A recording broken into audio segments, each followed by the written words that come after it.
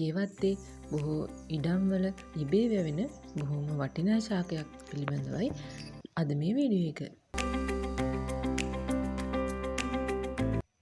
අපේ වටපිටාවේ තියෙන කුඩා ඖෂධීය පැලෑටි අතරින් දියබෙරළියට හිමිවන්නේ විශේෂ ස්ථානයක්. ඔයාලා මෙන්න මේ දියබෙරළිය හඳුනනවද? නිල් පාට පුංචි ලස්සන මලක් පිපෙන ලස්සන චූටි පැලෑටියක් තමයි මේ දියබෙරළිය කියන්නේ. තෙතමනය සහිත ඕනෑම පරිසරයක ඉතා පහසුවෙන් සරුවට පඳුරු විදිහට ව්‍යාප්ත වෙලා හැදෙන දියබෙරළිය ඉතා දීප්තිමත් කොළපහයක් ගන්නවා. කිසිම රසායනික ද්‍රව්‍යයක් අඩංගු නොවන බඳුනක වුණත් වගා කරගන්න පුළුවන් ඉතා වටිනා පැලයක් තමයි මේ දියබෙරළිය කියන්නේ. ඉතින් අපි දැන් බලමු දියබෙරළිය ශාකයේ ඖෂධීය ගුණ මොනවද කියලා. ඔයත් දියවැඩියාවෙන් පෙළෙන කෙනෙක් නම් රුධිරයේ සීනි මට්ටම මැනවින් පාලනය කරන නිසා දියවැඩියා රෝගීන්ට ඉතා ගුණදායක කෑමක් තමයි ඔන්න අද මං ගෙනාවේ.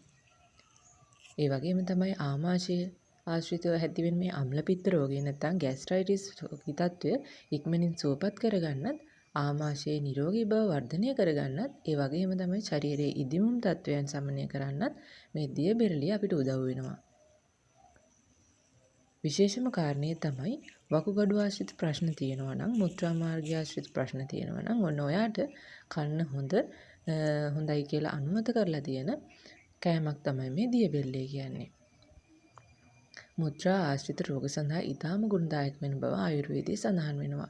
ඒ වගේම ඒ තුලින් ඇති වෙන්න පුළුවන් මේ වකුගඩු ආබාධ සුවපත් කිරීමට මේ දියබෙරළිය දායක වෙන බවයි සඳහන් වෙන්නේ.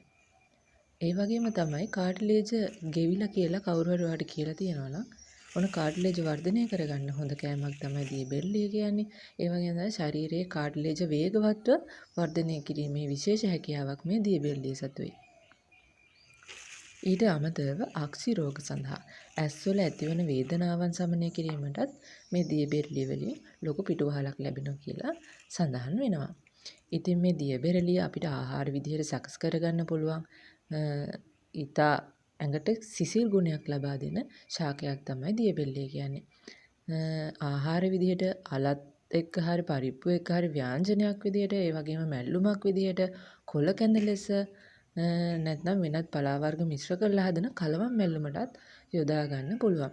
ඉතින් මෙච්චර ගුණ තියෙන දියබෙරළිය ශාකය ඇයි අපි ගණන් ගන්න නැත්තේ? අපේ ගෙවත්තේ ඉබේ වැවෙන ඉතාම හොඳ පැලෑටියක් තමයි ඖෂධීය පැලෑටියක් තමයි දියබෙරළිය කියන්නේ.